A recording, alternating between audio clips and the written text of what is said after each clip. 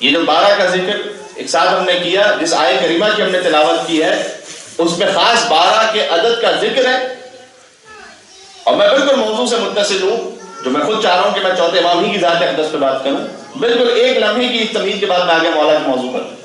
سورہ توبہ کی آیت ہے، اور واقعی کیا کمال، قرآن کے آیتی با کمال ہے، لیکن اس موضوع سے کیسے ربط ہے اس آیت کا، ذرا غور فرمائیے گا۔ ان عدت الشہور عند اللہ 12 شہرا، اللہ کے نزدیک جو گنے ہوئے مہینے ہیں، پہلے لفظی ترجمہ کر دوں، جو گنے ہوئے مہینے ہیں وہ 12 ہیں، 12 شہرا، وہ 12 ہیں فی کتاب اللہ، اور یہ مہینے اللہ نے لوح محفوظ میں لکھے ہوئے ہیں، اللہ کی کتاب میں، اور یہ مہینے آج کل سے نہیں ہیں، 1000 سال پہلے سے نہیں ہے، 2000 سال پہلے سے نہیں ہے، یوم خلق السماوات والارض، جب اللہ نے زمینوں اور آسمانوں کو خلق کیا تھا تب سے اللہ نے لوح محفوظ میں ان 12 کو قرار دیا تھا۔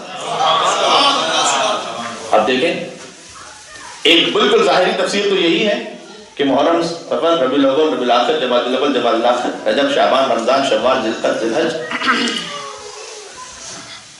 یہ محرم سے ذی الحج تک جو 12 مہینے ہیں، سوال یہ ہے کہ یہ، اچھا آگے کیا کہا اللہ نے کہ یہ 12 مہینے اللہ نے اپنے لوح محفوظ پہ رکھے، اس وقت انہیں خلق کیا جب زمین و آسمان کو خلق کیا۔ تو آپ کو اندازہ ہو رہا ہے کہ کیا یہ خالی محرم سے ذی الحج کی بات ہو رہی ہے، یہ جنوری سے دسمبر کی بات ہو رہی ہے کیا خالی؟ آگے فرمایا کہ منہا اربعۃ حرم، ان میں سے 4 تو انتہائی محترم ہیں، 4 انتہائی محترم ہیں، پھر اور آگے فرمایا ذالک الدین القیم، اور یہ وہ ہے کہ جو انہیں پہچان گیا اس کا دین استوار ہو جائے گا۔ اب اگر یہ فقط میں نے عرض کیا کہ دسمبر جنوری والی بات ہو تو پھر تو بات جچتی نہیں آتی جس انداز سے اللہ سبحانہ و تعالیٰ کلام کرتا ہے۔ اچھا میں حدیث کہاں سے پڑھ رہا ہوں؟ جس سے علامہ مجلسی نے تو لکھا ہی ہے، لیکن ان سے پہلے شیخ طوسی نے لکھا ہے اسے۔ اب شیخ طوسی جیسا بڑا عالم، اس سے بڑا عالم کو گزرا نہیں ہماری تاریخ میں۔ تو شیخ طوسی نے لکھا کس امام سے روایت کرتے ہوئے؟ میرے چھٹے مولا آتا امام صادق علیہ السلام سے روایت کرتے ہوئے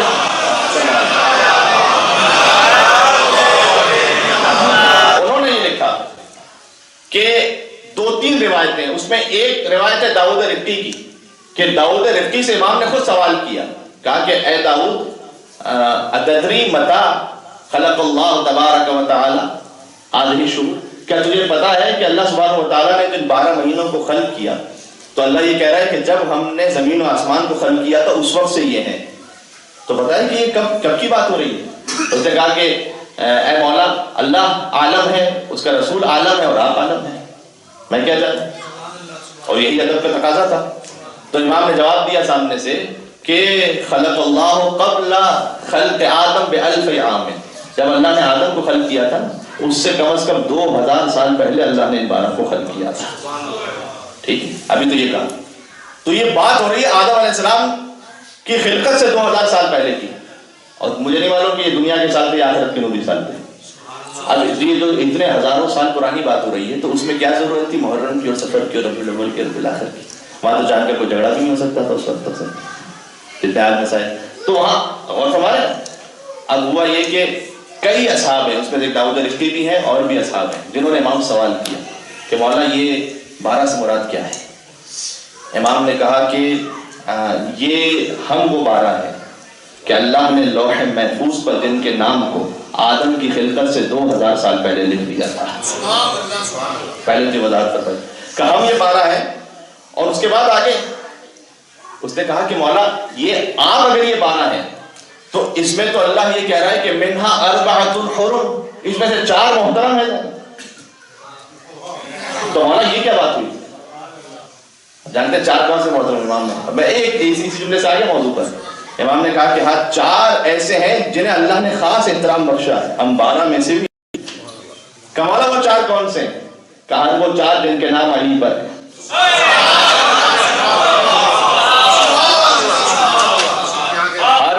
ہو گیا نا موضوع سے متصل،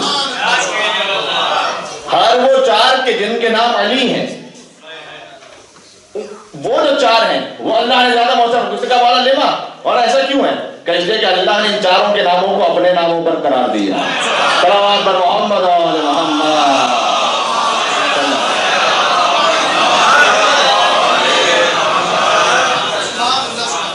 یہ وہ آخری معصوم ہیں کہ جن کی دنیا میں تشریف آوری ہوئی امیر المومنین کی شہادت سے قبل 38 ہجرہ امام زین علیہ السلام کی آمد.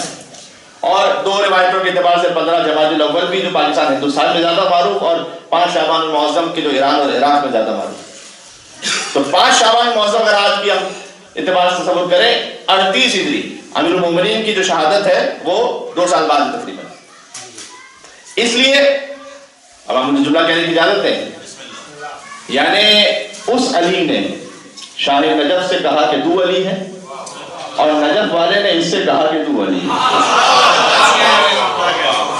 ان کا نام علی. تو یہ سلسلہ امامت کے دوسرے علی کہ جن کے لیے قرآن میں کہا گیا کہ وہ 4 خاص محترم، اس لیے کہ سب کے ناموں کے 4 کے ناموں کو اپنے نام پر رکھا ہے. اور یہ وہ علی، اور میں اگر ہو سکا تو ایک اہل نظر ہیں جنہوں نے بڑا خوبصورت کلام کہا ہے عربی زبان میں مولانا سید سجاد پر، اور اس میں واقعا کیا مولا کے فضائل اور کتاب کو انہوں نے ایک ساتھ ایسے جمع کیا ہے. اگر ہو سکا تو میں کچھ الفاظ اس کے آپ کے سامنے عرض کروں گا، اور پھر ایک مختصر سا واقعہ. 9 بجے ویسے میری تقریر ختم ہو جانی چاہیے، تو میں کوشش کروں گا ختم کروں وقت کے اندر. وہ اہل نظر کہتے ہیں کہ الصلاۃ الزاکیات علی کعبۃ الامانی وعلی الثانی الذی لیس له ثانی. پتہ نہیں عربی میں، جو عربی کا لطف ہے وہ ترجمے میں نہیں ہے، لیکن آپ چلیں کوشش کرتا ہوں منتقل کروں. الصلاۃ الزاکیات، پاکیزہ ترین درود ہو، علی کعبۃ الامانی، اس پر کہ جو ساری کائنات کی امیدوں کا کعبہ ہے. اس پر جو ساری کائنات کی امیدوں کا کعبہ ہے. وعلی الثانی الذی لیس له ثانی، سلام اور درود ہو علی ثانی پر کہ یہ علی ثانی تو ہے لیکن اس کا کوئی اور ثانی نہیں ہے. اب جب امام کا جب تصور آئے تو عام طور پر چونکہ ہم تو کہہ ہی دیتے ہیں بیمار کربلا، جبکہ جو امام کی جو بیماری ہے وہ کل 1.5 سے 2 دن کی حد تک ہے فقط، اس خاص مصلحت کی وجہ سے. تو جو تصور لیکن ہمارے آتا ہے وہ ہمیشہ کے لیے نعوذ باللہ ایک بیمار ہستی کا تصور. اور آپ غور فرمائیے کہ الصلاۃ الزاکیات، وہ پاکیزہ درود ہو کس پر؟ علی کعبۃ الامانی، جو دنیا کی ہر امید کا کعبہ ہے، وہ ایسا علی ثانی ہے کہ جس کا کوئی اور ثانی نہیں ہے. اب اس میں مفعول اور اس میں فاعل سے، عربی زبان میں زیر اور زبر سے، زیر ہو اس میں فاعل، زبر ہو اس میں مفعول، کیا فرق ہو جاتا ہے؟ فرمایا کہ مقید الاعداء، مقید الاعداء و مقید القصر والقضاء. اللہ اکبر. کہا کہ اس پر سلام ہو کہ جو اعداء کی قید میں ہے، مقید الاعداء و مقید القدر والقضاء، اس پر سلام جو اعداء کی قید میں ہے لیکن ساری قضاء و قدر جس کی اپنی قید میں ہے. سجاد اسیر جوہر ہوئے، افسوس کسی نے یہ نہ کہا. یہ علامہ ذیشان جوادی صاحب کا غالباً لکھا ہوا شعر. سجاد اسیر جوہر ہوئے، افسوس کسی نے یہ نہ کہا، یہ پاؤں ستون کعبہ ہے، زنجیر کسے پہنا ان قدموں کے صدقے میں تو کعبہ باقی. قسم میں کوئی مبالغہ نہیں کر رہا، جو کہہ رہا ہے حقیقت ہے. اس لیے کہ جب کعبے کو مخاطب کرتے ہیں کائنات کا رسول یہ کہتے ہیں کہ کعبہ اللہ نے تیرا بہت احترام رکھا ہے، لیکن یاد رکھ ایک مومن کی عزت اور آبرو کو اللہ نے تیری عزت اور آبرو سے زیادہ رکھا ہے. جب مومن کا عالم یہ ہے تو امیر المومنین کا عالم کیا ہے؟ تاکہ جو مقید الاعداء بظاہر اعداء کی قید میں ہے لیکن مقید القدر والقضاء، قضاء اور قدر جس کی قید میں ہے. مولا بظاہر وہی، بظاہر کہہ رہا ہوں، بظاہر قید میں تھے، گزر رہے تھے، ایک شخص آیا، اس نے آگے کہا کہ اے مولا سید سجاد، میں اس وقت انتہائی فقیر اور ناتوان اور مجھ پر بہت گراں قرض ہے، تو مولا آپ میری مدد فرمائیے. امام نے پہلے آپ دیکھیں کوفہ اور شام کے مسائل کے تصور کو لے کے آئیے گا اور اس درمیان یہ جملہ سوچیں کہ بظاہر ایک شخص کیا کر سکتا ہے. اس وقت مائیں بہنیں جس کے ساتھ میں ہوں اور رسیوں میں بندھے ہوئے ہوں، جس کے ہاتھوں میں ہتھکڑیاں ہوں، پیروں میں بیڑیاں ہوں اور کمر میں لنگر ہو، گلے میں توق ہو، اور اس سے کوئی یہ کہہ رہا ہو کہ میرا قرض آپ ادا کر دیں. تو یقیناً اس کی کوئی معرفت تھی، لہذا وہ یہ کہہ رہا تھا. لیکن امام نے مزید امتحان لیا کہ یہ بتا کیا تو یہ سمجھتا ہے کہ اس حالت میں بھی تیرا قرض ادا کر سکتا؟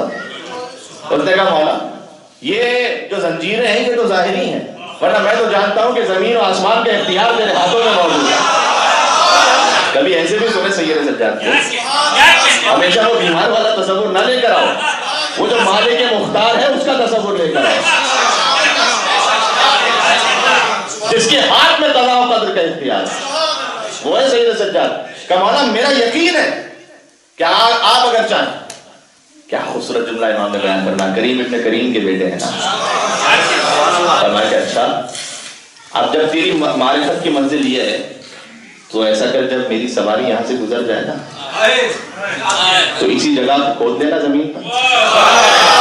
اللہ جہاں نیت کی وہ قضا و قدر تقدیر میں وہ قضا و قدر اختیار میں آ گئے. کدو اسی جگہ کو ابھی اسی جگہ کو کھود لینا، تیرا قرض بھی ادا ہو جائے گا اور ساری زندگی کے لیے جتنا تجھے ضرورت ہے وہ اس ایک زمین سے تجھے عطا ہو جائے گا. مولا جس سواری پر موجود ہوں اس کے قدموں کی برکت، اگر چاہے سید سجاد، اگر وہ ارادہ کر رہے ہیں، اگر وہ اذن کر رہے ہیں، اس لیے کہ مظہر صفات خداوندی خدا کے اذن کا مظہر ہے. اچھا اب سینکڑوں واقعات اس سلسلے میں سنا سکتا ہوں، ایک دو مختصر باتیں. آگے کا مصرع سنیں، مقید الاعداء و مقید القدر والقضاء. پھر فرمایا کہ متلسم الصوت والزاجر ملک الموت. اس پر سلام. پہلا مصرع کیا تھا؟ جو امیدوں کا کعبہ ہے، جو علی ثانی ہے جس کا دوسرا ثانی نہیں ہے، وہ کہ جو اعداء کی بظاہر قید میں ہے لیکن قضاء و قدر جس کی قید میں ہے، وہ متلسم الصوت جس کی آواز میں طلسم ہے کہ جب وہ خطبہ دے تو کوفہ اور شام کو الٹ کر رکھے. آگے فرمایا متلسم الصوت، بڑا خوبصورت جملہ ہے، والزاجر ملک الموت، اس پر سلام ہو جو ملک الموت کو بھی ڈانٹ دینے والا ہے، اسے بھی تنبیہ کر دینے والا. یہ مبالغہ آرائی کی شاعری نہیں ہو رہی. بلغ سے ایک شخص آتا تھا جب حج پر، بلغ کا افغانستان سے آتا تھا ہر سال مکہ مکرمہ. یعنی آج اس طرح سے جیسے کوئی چاند پر جائے گا کتنا، تو وہ آپ تصور سمجھ لیجیے اتنا سخت سفر ہوتا تھا افغانستان کے راستوں سے گزر کر اور نہ معلوم کتنے صحراؤں کو کراس کر کے پھر مہینوں کا سفر کر کے، لیکن ہر سال آتا تھا مکہ مکرمہ جاتا تھا. لیکن ساتھ میں ظاہر ہے خود حضور نے بھی فرما دیا ہے کہ جس نے حج کیا اور میری زیارت نہ کی فقط جفا ہے، اس نے تو مجھ پر جفا کی. اور حضور نے یہ فرمایا کہ جس نے میری زیارت کی اور میرے چچا حمزہ سید الشہداء کی زیارت نہ کی اس نے بھی مجھ پر جفا کی. یعنی حج کی روح ہے زیارت رسول اللہ اور زیارت رسول اللہ کی روح ہے زیارت حضرت حمزہ سید الشہداء. ٹھیک، تو وہ جاتا تھا مکہ مکرمہ حج کر کے بلغ سے، اس کے بعد پھر آتا تھا مولا امام زین العابدین کی خدمت میں مدینہ منورہ پہنچتا. جب مدینہ پہنچ، امام کے لیے تاجر تھا، ظاہر جب بھی وہ سفر افورڈ کر سکتا تھا اتنا بڑا، تو تاجر تھا تو اچھا خاصے تحفے لے کر آتا تھا امام کے پاس ہر سال. ایک سال جب جانے لگا، الزاجر ملک الموت، اسی یاد رکھیے جو ملک الموت کو بھی تنبیہ کرتے ہیں. ایک سال اس کی زوجہ نے کہا کہ جس کے پاس تو جاتا ہے کیا وہ بہت غریب ہے؟ اچھا اس نے بتایا نہیں تھا کہ میں امام کے پاس جاتا ہوں، شاید تقیہ کے حالات تھے جو، تو اس نے بتایا نہیں تھا. اس نے کہا تھا میں اپنے دوست کے پاس جاتا ہوں. اب اس نے سر پیٹ لیا اپنا کہ کیا کہیں اس نے کہا نہیں تجھے کیا بتاؤں، کہ میں اس لیے کہہ رہی ہوں کہ تو ہر سال اس کے لیے تحفے لے کے جاتا ہے، اس نے کبھی تجھے کوئی تحفہ نہیں دیا. کہتا ہے میں بڑا شرمسار ہوا لیکن کیا کہتا، حالات ایسے تھے میں کچھ کہہ نہیں پایا کہ نہیں معلوم میرے لیے بیوی وہ کیا ہو. تو کہتا میں چپ چاپ نکلا، شرمندہ تھا کہ میں امام کے حوالے سے نہ کہہ پایا کہ میں کس کے پاس جا رہا ہوں. کہتا میں مکہ مکرمہ حج کے لیے پہنچا، اس کے بعد مدینہ منورہ پہنچا اور میرے دل میں وہی خیال کہ میری بیوی نے ایسا کہا تھا. اچھا اب جب جیسے میں پہنچا، چاہے امام کے لیے جو تصور ہے نا، اس میں ایک اور چیز جو ہمارے ذہنوں سے نکالنے کی ضرورت ہے. امام کا جو دسترخوان ہے بعض علماء نے تو یہاں تک لکھا ہے کہ 100 جانور ایک دن میں ذبح ہوتے تھے اور امام کے دسترخوان پر ہر اپنا اور غیر آ کر سیر ہوا کرتا تھا. اتنا وسیع دسترخوان.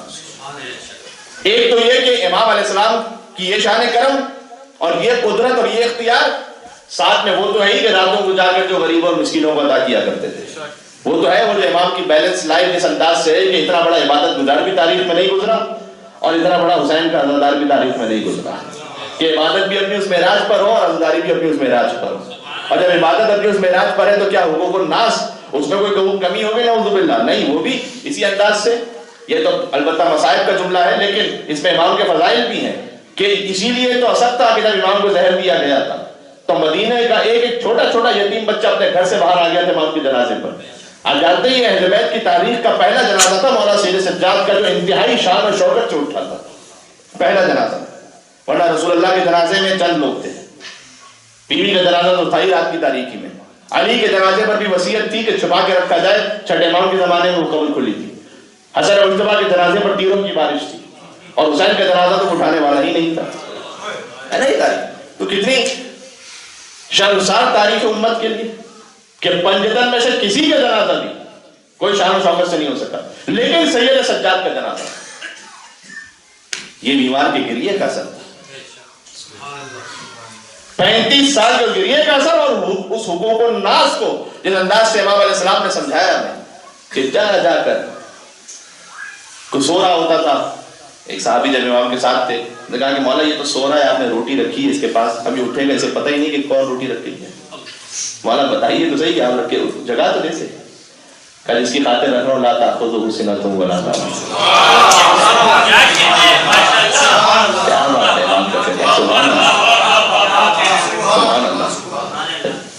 یعنی یہ بس آپ تو ظاہر ہے کہ امام کے اس معرف پر سبحان اللہ کہتے ہیں، جو ہم کچھ بیان کر رہے ہوتے ہیں تو وہ دل وجہ میں آ جاتا ہے، دل چاہتا ہے کہ انسان سبحان اللہ کہ میں اس کی خاطر تھوڑی رکھ رہا ہوں.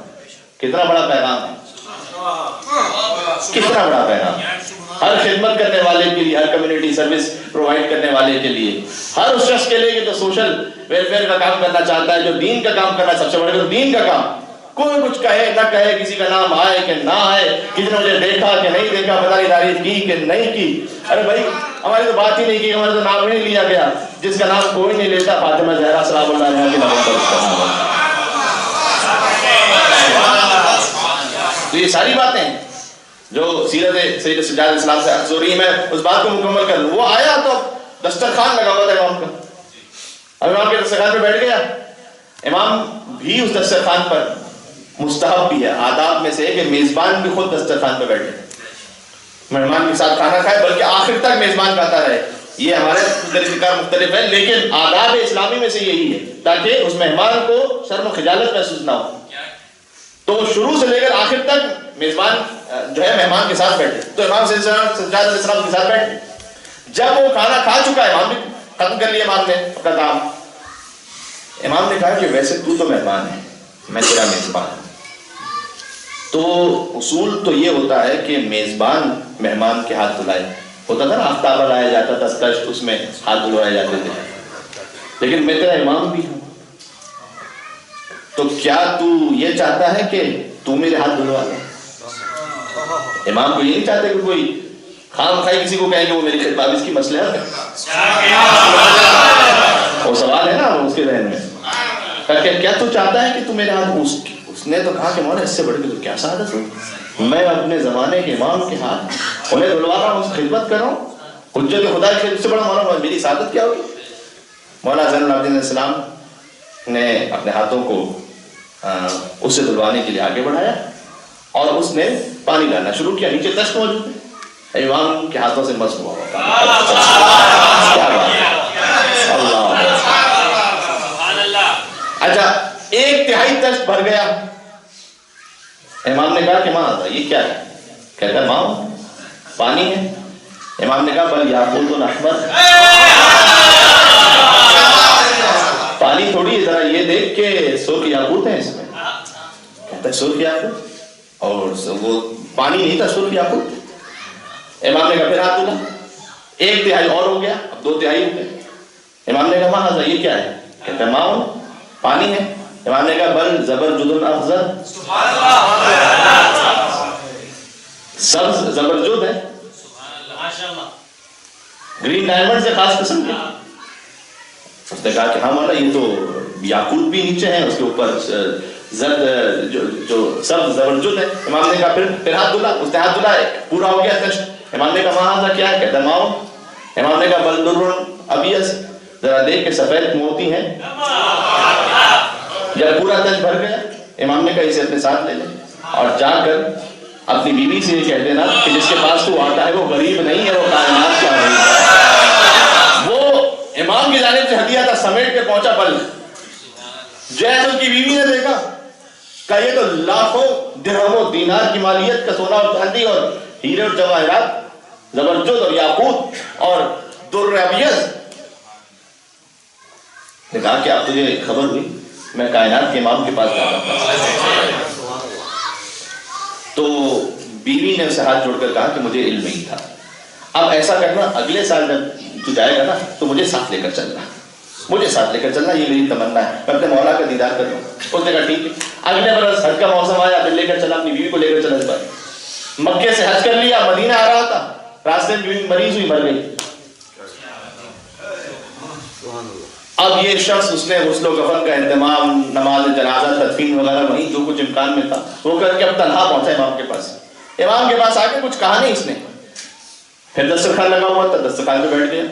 امام نے اس کی جانب دیکھا، کہا کہ بلب سے تو 2 چلے تھے، میرے پاس تنہا کیوں آ رہے تھے؟